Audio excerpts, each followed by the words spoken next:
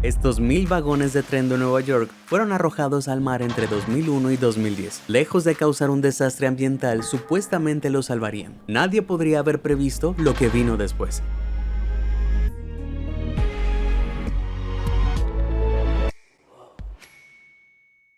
A principios de la década del 2000, la Autoridad Metropolitana de Transporte, MTA, desmanteló sus 1.300 vagones Redbird del metro. Estos iconos del metro de Nueva York habían estado en servicio desde la década de 1950, pero finalmente se estaban sustituyendo gradualmente por un modelo más nuevo. Entonces, ¿qué se haría con todos los veteranos jubilados? Normalmente, los vagones de tren fuera de servicio se venden como chatarra, pero eso no era posible en el caso del Redbird, ya que cada vagón estaba fabricado con asbesto tóxico. Al dañarse el asbesto puede liberar fibras tóxicas al aire, e inhalarlas puede provocar enfermedades pulmonares crónicas e incluso cáncer. En resumen, no es el tipo de material que querrías empezar a cortar y vender al público. Limpiar cualquier rastro de asbesto de los Redbirds sería un proceso lento y muy costoso, que terminaría con todos los vagones en un vertedero. Así que en 1999, el director de la MTA, Michael Sacchia, propuso una solución audaz.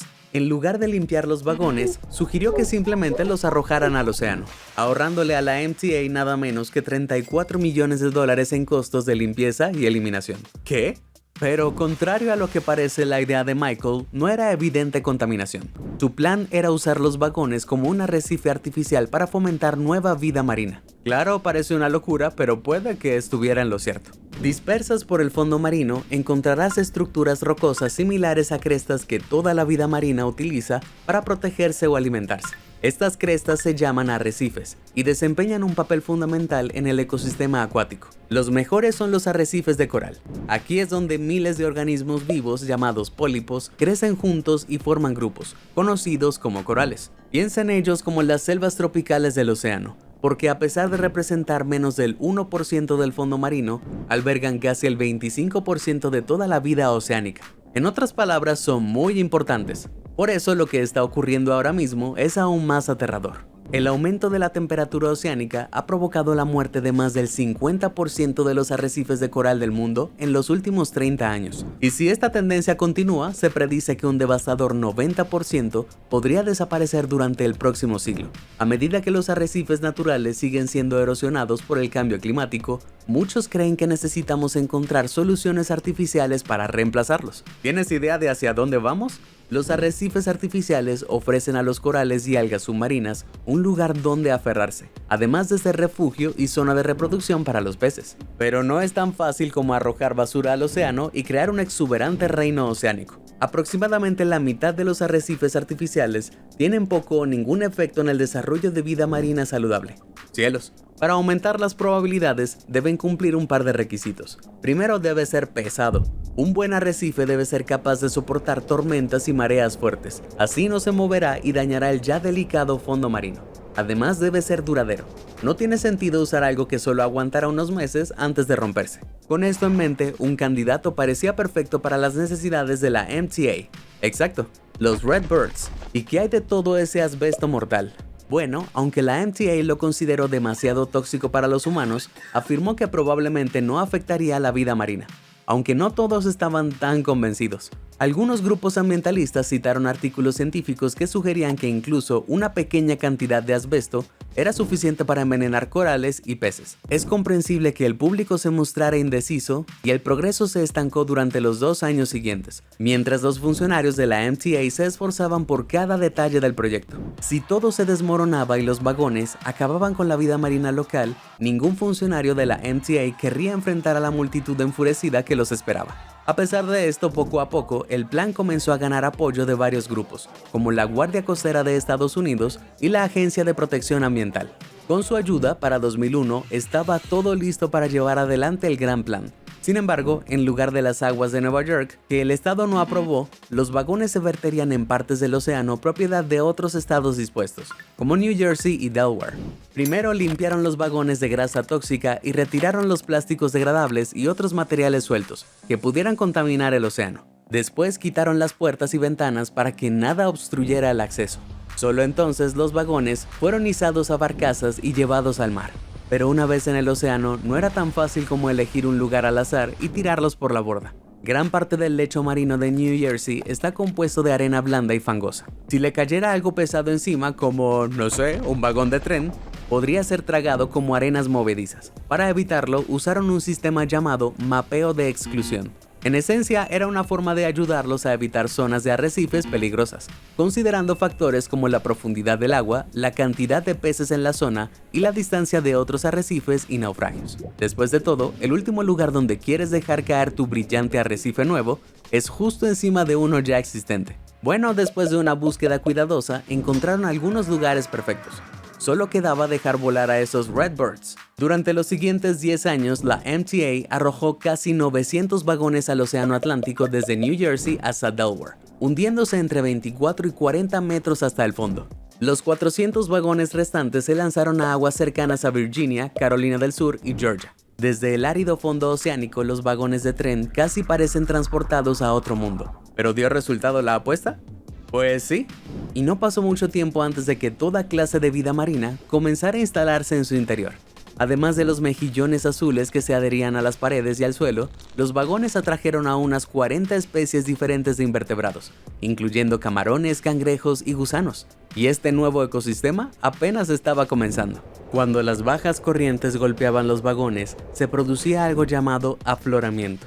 Esto ocurre cuando el agua fría del fondo del océano choca contra las paredes de los vagones, levantando y dispersando una gran cantidad de nutrientes del fondo arenoso que adoran los peces más pequeños.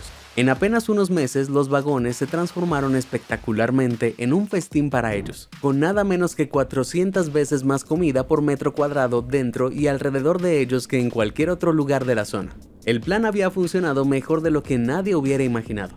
Y la comida no era la única razón por la que la vida marina acudía en masa. Los vagones proporcionaban refugio y protección contra los depredadores hambrientos, mientras que los peces más pequeños podían nadar fácilmente dentro por las puertas abiertas. A los grandes les resultaba imposible seguirlas. Además, la estructura lisa de los vagones proporcionaba una base ideal para algas y percebes, que a su vez atraían aún más vida marina que buscaba presas. Un año después de que se lanzaran los primeros vagones, peces más grandes como la lubina negra y el pez ballesta también habían hecho de los vagones su hogar.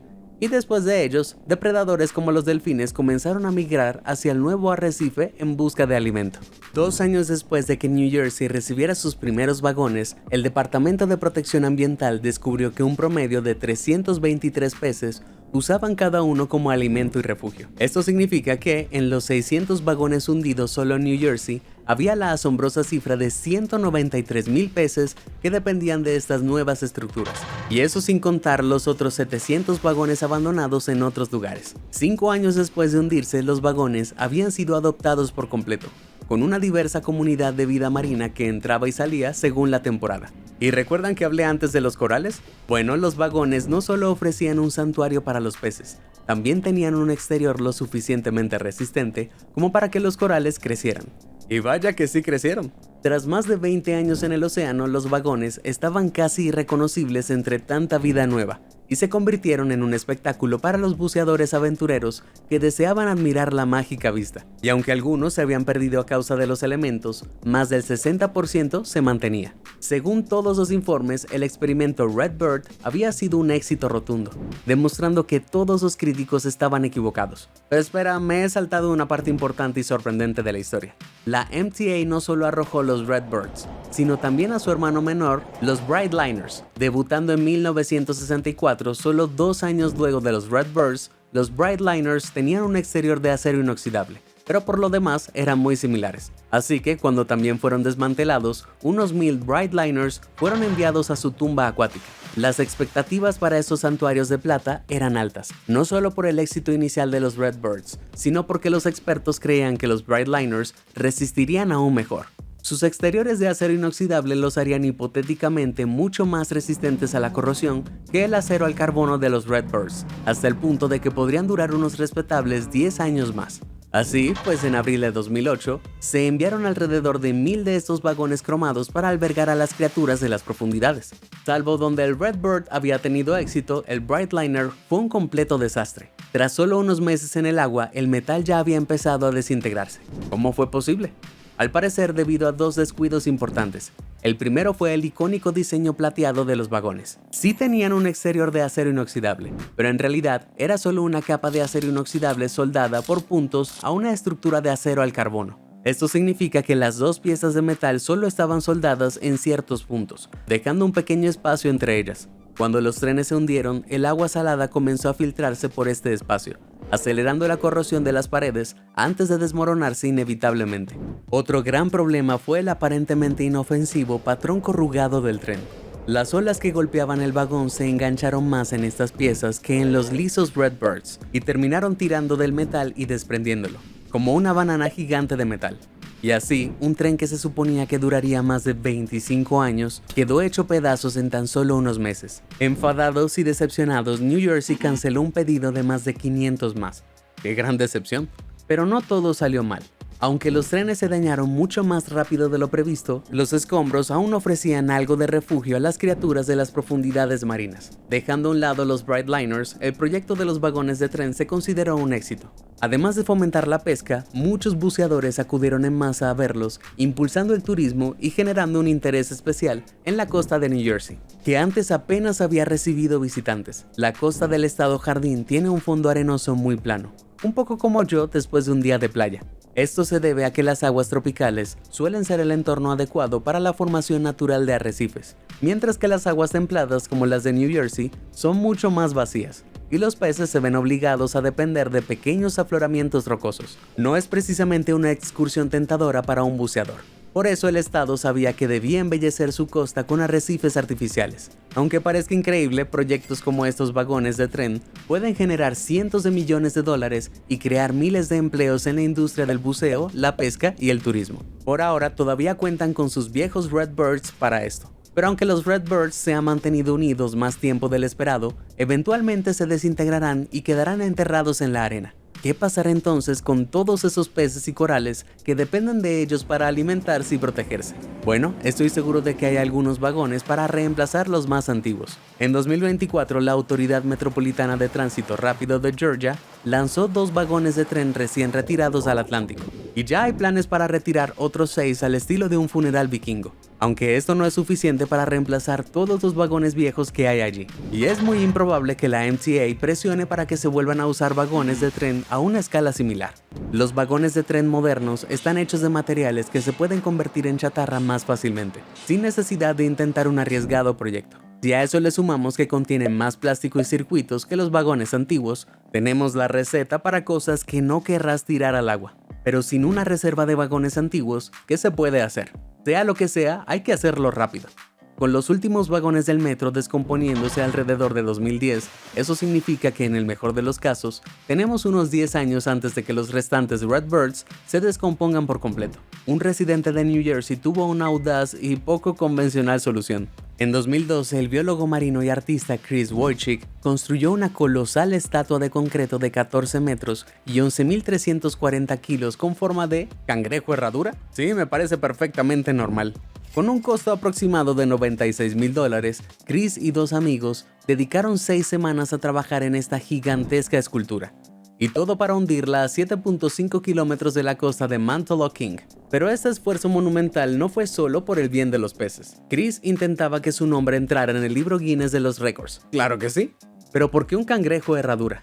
Sencillo. A Chris le encantaban estas criaturas, y New Jersey tiene una de las poblaciones de cangrejos herraduras más densas del mundo. Si bien construir el arrecife gigante solo tomó unas pocas semanas, fijar una fecha exacta para el hundimiento resultó ser mucho más difícil. Durante meses, Chris esperó el buen tiempo, cancelando una vez en julio debido a tormentas, pero a finales de agosto parecía que finalmente había llegado la hora del cangrejo. La estatua fue soldada a un par de barcazas de cubierta de 15 metros y llevada al mar para su último adiós. Pero justo cuando la bajaban al agua, lo que nadie quería que sucediera, ocurrió.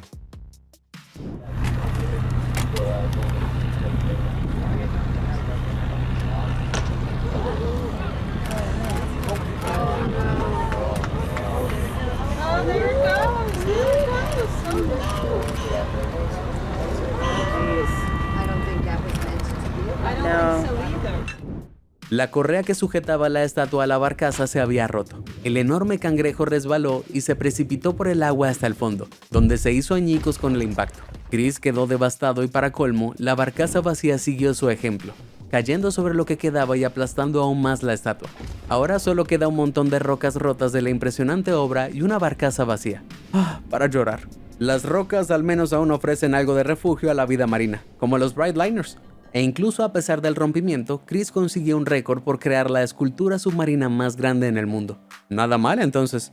En cualquier caso, un solo cangrejo de concreto no habría servido de mucho. Si la costa de New Jersey iba a reemplazar todos esos viejos vagones de tren, tendría que pensar en algo grande, mucho más grande.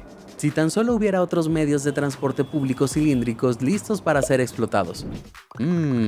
Bueno, si nos dirigimos unos 14.000 kilómetros al sureste, a Sri Lanka, puede que haya tenido la idea perfecta.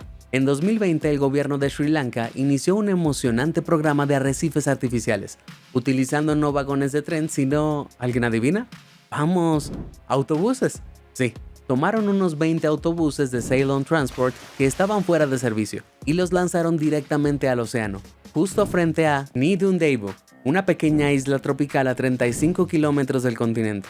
El objetivo era fomentar la vida marina local y al mismo tiempo despejar el país. ¿Pero funcionó? Bueno, los primeros resultados parecen indicar que el proyecto fue un éxito. Se atrajeron más peces a la zona, lo que se tradujo en mayores tasas de reproducción y por consiguiente, en mejores rendimientos para los pescadores. Así que parece todo un éxito, ¿no? Bueno, no exactamente. No todos están tan contentos con estos nuevos arrecifes. Algunos srilankenses recurrieron a redes sociales afirmando con enojo que sería mejor vender los autobuses como chatarra o repararlos y usarlos en escuelas. Lo cual podría ser cierto, pero considerando que han pasado los últimos años pudriéndose en depósitos, eso habría requerido mucho más tiempo y dinero. Y la mayoría de estas opiniones ni siquiera reconocen el impacto positivo que un arrecife artificial puede tener en la vida silvestre y la economía de un país. Aún así, no solo los lugareños tienen problemas. El arrecife ha abierto una caja de Pandora con el país vecino de Sri Lanka, India. Los pescadores de Tamil Nadu se han quejado irónicamente de que en lugar de contribuir a su sustento, los autobuses solo los perjudican. Esto se debe a la pesca de arrastre de fondo, el controversial método de pesca que utilizan. La pesca de arrastre consiste en sujetar una gran red a una embarcación y arrastrarla por el fondo del océano. A primera vista podría parecer una forma muy eficiente de capturar grandes cantidades de peces, pero en realidad es increíblemente dañina. No solo desgarra el fondo marino y daña los preciosos corales, sino que también acaba capturando peces subdesarrollados que se mantienen cerca del fondo por seguridad. Y por si fuera poco, la pesca de arrastre también tiene la desagradable costumbre de remover y liberar carbono dañino del fondo marino al agua. Cada año se libera la astronómica cantidad de 1.100 millones de toneladas de carbono, casi la misma cantidad que las emisiones anuales de toda la industria aeronáutica. Además, alrededor del 60% de esa cantidad acabará en la atmósfera y contribuirá al calentamiento global, mientras que el resto se disipa en el agua y contribuye a la acidificación de los océanos, lo cual no es bueno para la vida marina. La pesca de arrastre de fondo está prohibida en la India, pero muchas personas continúan hoy en día con esta práctica nociva y más de la mitad del pescado del país se captura utilizando este método. Los críticos de los arrecifes artificiales de Sri Lanka apoyan la pesca de arrastre de fondo y argumentan que los autobuses podrían desviarse hacia aguas de la India y dañar sus redes de pesca. En todo caso, espero que así sea. Para New Jersey, los autobuses podrían ser una opción que podría explorar al reemplazar esos viejos vagones de tren, si es que tienen alguno que desechar. Con todos estos proyectos fallidos y controversias, es una sorpresa que algún día se llegue a construir algún arrecife. Es decir, ¿existe algún lugar con un programa de arrecifes realmente exitoso? Pues sí, y para mi sorpresa la respuesta es Florida, famoso por mucho más que cocodrilos y bichos raros. Este estado del sol también alberga la mayor cantidad de arrecifes artificiales del mundo. Más de 4.000 de ellos se han dispersado por la costa de Florida desde la década de 1940. Compuestos principalmente por barcos y barcazas hundidos, y están a punto de completar su mayor proyecto de arrecife hasta la fecha. Me refiero al arrecife artificial más grande de la historia.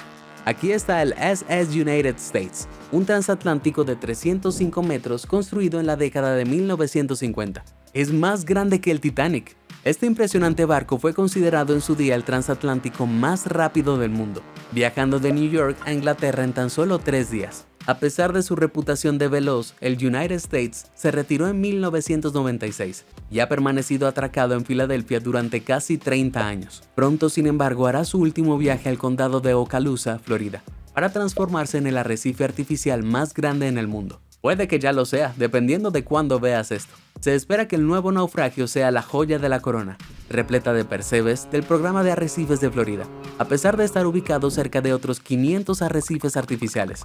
Esperemos que todo salga bien. Aún así es un poco triste ver cómo una enorme pieza de la historia se hunde bajo las olas. Pero al igual que con los Redbirds, convertir algo en un arrecife submarino puede ayudar a que reciba más atención.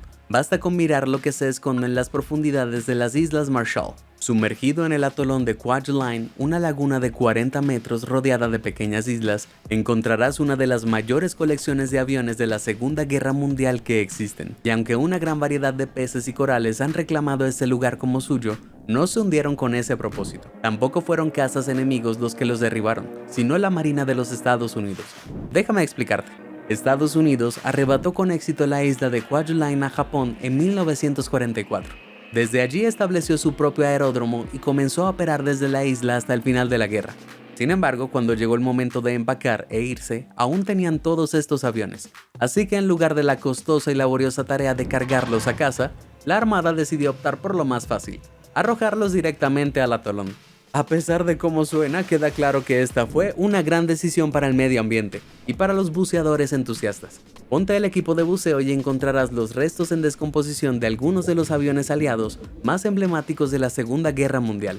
Aviones icónicos como el bombardero B-25 y el Vought F-4U Corsair son ahora paraísos para los peces y están repletos de corales. No fueron desechados pensando en los habitantes del océano, pero la medida ha convertido la zona en un importante foco turístico. Hay que admitir que es hermoso ver cómo estos viejos aviones cobran nueva vida. Pero me estoy desviando del tema. La cuestión es, ¿cómo funcionará cualquiera de estas opciones como reemplazo de los vagones de tren de New Jersey? Bueno, a menos que los museos de guerra de todo el país decidan deshacerse de un montón de B-17 de repuesto, creo que con seguridad podemos tachar los vehículos de la Segunda Guerra Mundial de la lista. Luego está Chris y sus cangrejos herradura. Incluso si trabajara día y noche para crear un pelotón entero de impresionantes artrópodos, no sería suficiente para compensar la pérdida de los vagones del metro, lo que solo nos deja con dos opciones: barcos y autobuses. Pero aunque estos podrían tener mejor suerte, inevitablemente correrán la misma suerte que los Redbirds, descomponiéndose hasta quedar inservibles y volviendo a la misma situación. En mi opinión, independientemente de lo que acaben hundiendo, New Jersey y otros lugares del mundo deberían combinar los nuevos proyectos de arrecifes artificiales con programas de gestión de arrecifes más integrales. Esto significa aplicar normas claras contra prácticas que dañan el hábitat, como la pesca de arrastre y la sobrepesca, además de tomar medidas más específicas para combatir el cambio climático. Con estas medidas, quizás podamos empezar a reparar el daño ya causado a nuestros océanos. De lo contrario, tendremos una tonelada de problemas. En fin. Y así llegamos al final del video. ¿Tienes alguna idea de cómo sería el arrecife artificial perfecto? ¿Y qué tal soluciones a largo plazo para el cambio climático? Comparte con nosotros tu respuesta. Si te sorprendió toda esta información, házmelo saber en los comentarios del video. Y nunca dejes de sorprenderte. Muchas gracias por ver y suscríbete a Sorprendente.